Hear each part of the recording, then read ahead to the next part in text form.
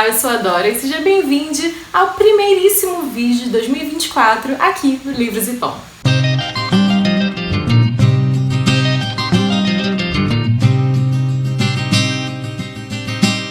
Hoje eu tô aqui para resenhar o calhamaço, o tijolo, o grande livro com mais de 800 páginas, Jonathan Strange e Mr. Norrell, ou que nem dizem na série, Mr. Norrell. E de antemão eu já tenho que dizer que eu cheguei até esse livro porque eu pesquiso o livro Piranesi, da Susanna Clarke, que é a mesma autora desse livro. Então, para além do fato de que eu gosto muitíssimo da escrita dela, eu precisava ler esse livro para entender um pouco mais sobre ela como uma autora e até para tentar pensar também as semelhanças e diferenças que Jonathan Strange e Mr. Norrell têm de Piranesi, que é um outro livro que também tem resenha aqui no canal. E foi engraçado ler esse livro porque, ainda que ela tenha um estilo próprio que está facilmente presente nos dois livros, é como se eles estivessem de lados opostos do espectro. Em tudo que Piranesi é vago e misterioso, Jonathan Strange e Mr. Norrell é prolixo e explícito. Quer dizer, não no sentido mais 18, mas no sentido de que ela realmente escreve muito, tanto que esse livro tem mais de 800 páginas. Eu comecei a ler esse livro no final de 2023 e foi a minha primeira leitura concluída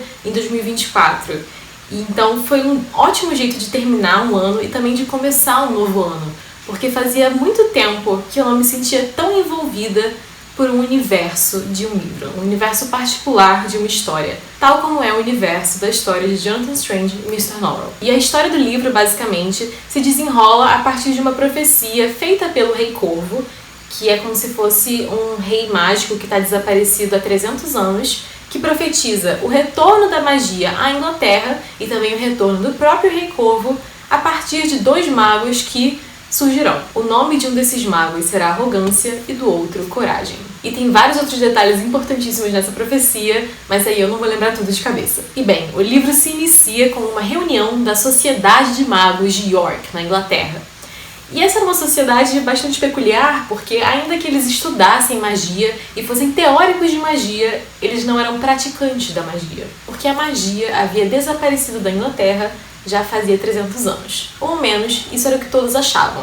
Até um dia em que surge uma pessoa, mais especificamente o Mr. Norrell, que é um homem meio velho, rabugento e não muito sociável, que diz que, na verdade, ainda existe a magia na Inglaterra, sim, e que ele pratica magia. E a partir disso, ele se prova para a sociedade de magos e também para o resto da Inglaterra, provando que sim, ele consegue fazer magia e que, portanto, ainda existe magia na Inglaterra. Porém, o real ponto de partida, o real estopim da narrativa, acontece quando o Mr. Norrell conhece a Lady Pole, que é uma jovem que imagina-se que foi muito bonita, mas que está acometida de uma doença terrível. E a primeira passagem que ela aparece é muito interessante, porque o Mr. Norrell está se encontrando com o Sir Walter Pole, que é também um dos chefões assim, do comando militar na Inglaterra, e ele tá ali falando com ele, com a mãe da Lady Pole, e de repente ele escuta umas tossezinhas.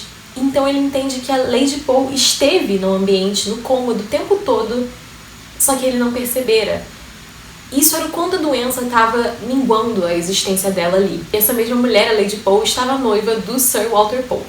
Mas acontece que pouco depois desse encontro entre os três, ela acaba morrendo devido à sua doença.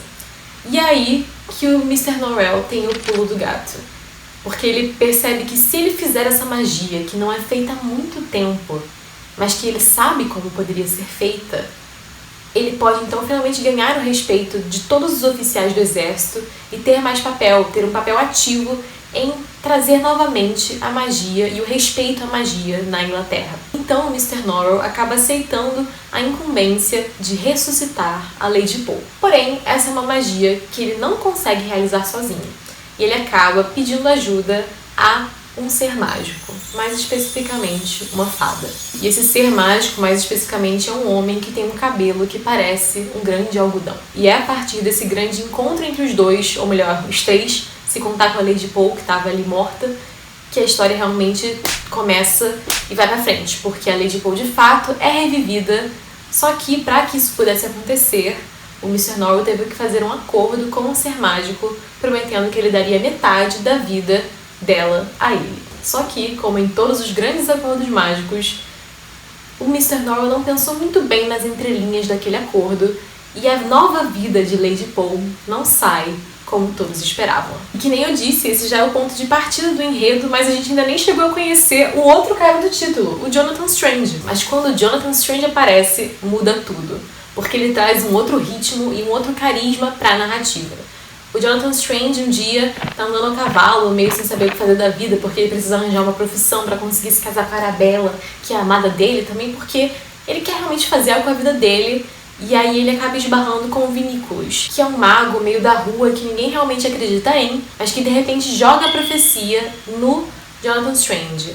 E aponta que Jonathan Strange será um desses dois grandes magos que serão responsáveis pelo retorno da magia à Inglaterra. E acontece que desde esse ponto, Jonathan Strange de fato descobre a magia e descobre como estudar e usar a magia mesmo sem ter livros. Então ele vai praticando e se tornando um mago cada vez melhor e faz da magia de ser mago a sua profissão, conseguindo também a mão da Arabella, que queria muito que ele tivesse uma profissão antes que eles se casassem.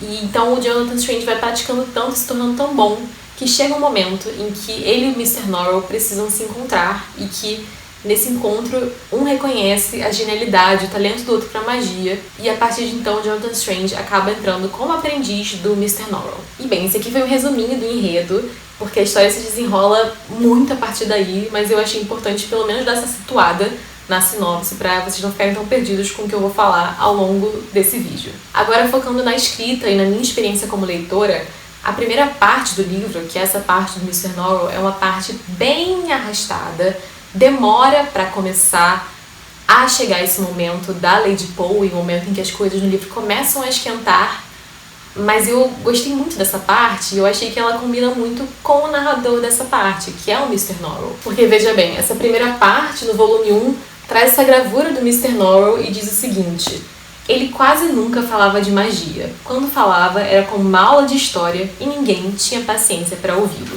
E essa primeira parte acaba sendo justamente isso. Teóricos falando sobre magia e falando sobre magia a partir da ótica da teoria.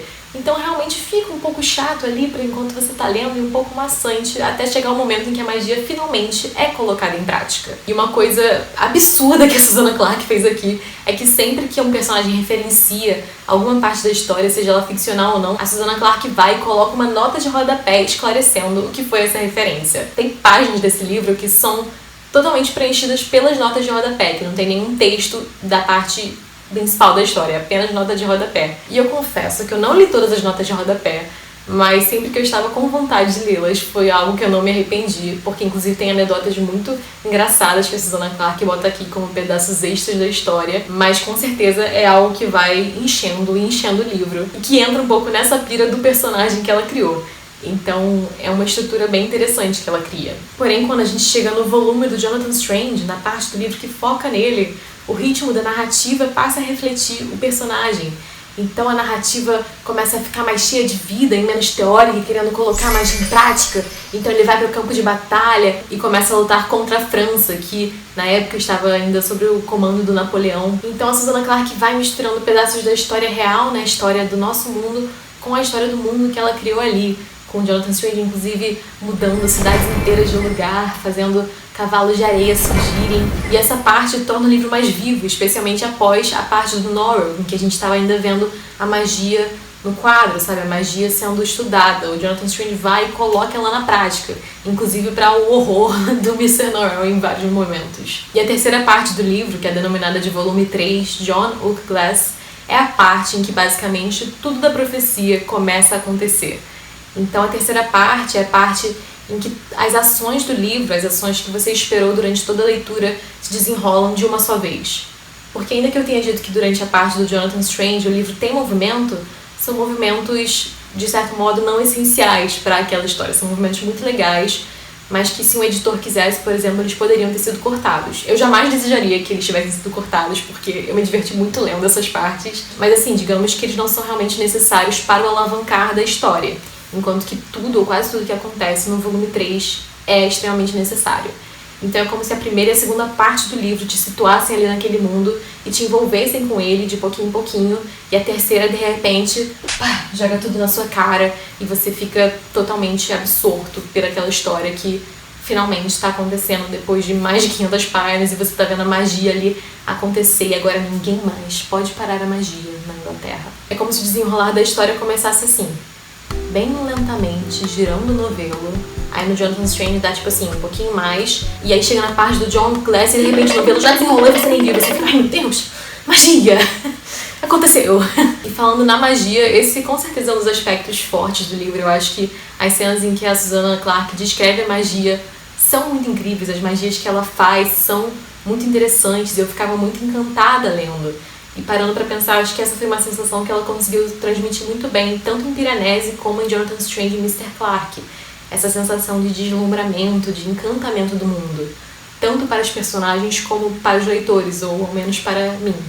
Aliás, outra coisa que está presente fortemente nos dois livros é a crítica à academia e ao famoso academic age, né? E eu, inclusive, como sendo uma pessoa que está fazendo mestrado em letras, ou seja, está sendo parte da academia, eu gostei muito desses momentos, eu achei eles muito bem-vindos e inclusive eu ri e me identifiquei com vários. E os desenhos presentes nessa edição são lindíssimos e ajudam muito a visualizar as cenas e até mesmo a passar as emoções de determinados capítulos. E eu senti que a ilustração me ajudou a visualizar muito bem, especialmente o personagem do cabelo de algodão. Agora eu tô até assistindo a minissérie feita pela BBC, mas eu continuo com a imagem dele tal como ilustrado no livro. Então eu fico muito feliz de ter conseguido encontrar essa edição aqui num sebo. Até porque, que nem eu já falei num outro vídeo, ou melhor, shorts, ela vem com essa dedicatória que inevitavelmente já me fez gostar do livro desde o início. E a minha faixinha de cabelo tá meio caindo, então eu vou ajeitar ela aqui agora, mas se meu cabelo ficar diferente, perdoem o erro de continuidade. No livro também a Susanna Clarke faz várias referências a autores e outros artistas da Inglaterra, em especial do século XIX, como Lord Byron, por exemplo, que ele inclusive é um personagem na narrativa que vira amigo do Jonathan Strange, e Jonathan Strange começa a ser inspiração para vários de seus poemas. Então, se você presta atenção nos personagens e nos detalhes que a Clarke coloca nesse livro, tem muita coisa interessante ali para você ficar desdobrando e esmiuçando e vendo o que ela estava fazendo de piadinha ali, o que ela estava apontando. Eu, pelo menos, achei isso bem legal. E eu vi uma resenha bem negativa do livro aqui no YouTube, falando que achou isso uma chatice interminável, mas eu, pelo menos, gostei, achei legal. E gostei da atenção dela aos detalhes. E para além dos personagens centrais, tiveram 3 personagens que se destacaram pra mim de um modo que eu não esperava e que eu gostei muito. E foram o Childermas, a Arabella, que é a esposa do Jonathan Strange, e a Lady Poe, já mencionada previamente. E falando desses personagens, é necessário mencionar também o Stephen Black.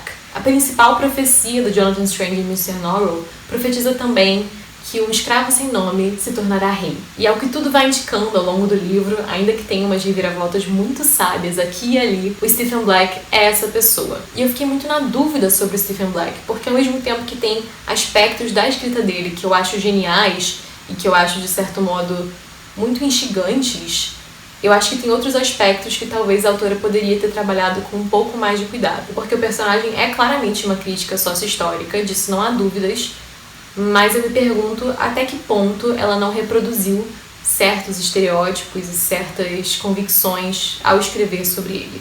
Então, mesmo agora, tendo acabado já a leitura do livro, eu ainda não fiquei com a minha opinião muito bem formada sobre o Stephen Black, que é o único personagem preto da história, que isso, inclusive, é muito importante para o desenrolar da história, porque, novamente, lembrando, estamos na Inglaterra do século XIX. Eu acho o final do personagem dele muito legal, eu gostei bastante dessa parte da trama, mas eu acho que o personagem dele, ao longo do livro, não sei, talvez tenha trazido questões e partes que eu não sei se foram tão bem desenvolvidas quanto a ideia que ela teve, sabe? Me parece que ela pode ter idealizado um personagem e falhado um pouquinho na execução dele. Agora, falando das duas personagens femininas, a Lady Poe e a Arabella, a Lady Poe, né, depois que ela volta à vida, ela tem alguns dias muito feliz, assim, e gozando de plena felicidade, querendo dançar com o maridão e ficando muito feliz, e depois ela acaba sendo tragada, sugada para Esperança Perdida, o local mágico onde ela acaba passando metade da sua vida. Só que ninguém na época, à exceção do Stephen Black, que também fica encantado,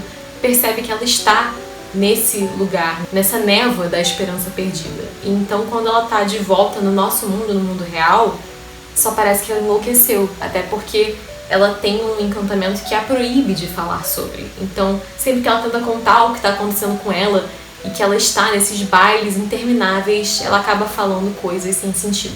E agora, dando um pulo e um spoiler aqui, então atenção, spoiler, mas 3, 2, 1, a morte da Arabella foi um dos capítulos mais tristes do livro pra mim. e realmente me desolou, assim. Tem uma parte do livro em que a gente realmente entra fundo na esperança perdida e a Susanna Clarke soube passar muito bem a sensação, né, e o sentimento da depressão em si, de que não há esperança e de que o mundo é aquilo, de que os bailes intermináveis nos quais elas estavam envoltas dançando não teriam escapatória. Eu fiquei muito angustiada nessas partes do livro e eu lembro que nesse capítulo em específico que a Arabella morre, eu quase não tive reação, sabe? Eu tive que parar o livro, parar de ler um pouco, né? E eu fiquei sentida realmente, eu senti o peso da morte dela. E isso foi muito duro, e eu não esperava que tivesse esse choque tão grande assim. Então eu acho que uma vez que a narrativa vai se aprofundando, né, na crueldade daquele mundo, na crueldade da esperança perdida, o livro toma uma força que eu não esperava que ele tomasse. E isso foi muito bom, me surpreendeu bastante. E agora acabou o spoiler, mas inclusive falando em surpresas, eu achei os últimos capítulos do livro bem violentos. Aquela cena toda do Chaldermas e da faca na qual ele ganha a cicatriz, e também as cenas ali na árvore da esperança perdida, né, na árvore dos enforcados e das batalhas que acontecem ali, ou melhor, da violência bruta que acontece ali, me pegou muito de surpresa. E é isso, realmente a gente chega no final do livro num lado sombrio da magia que a Susanna Clarke tinha propositalmente evitado nos mostrar até então.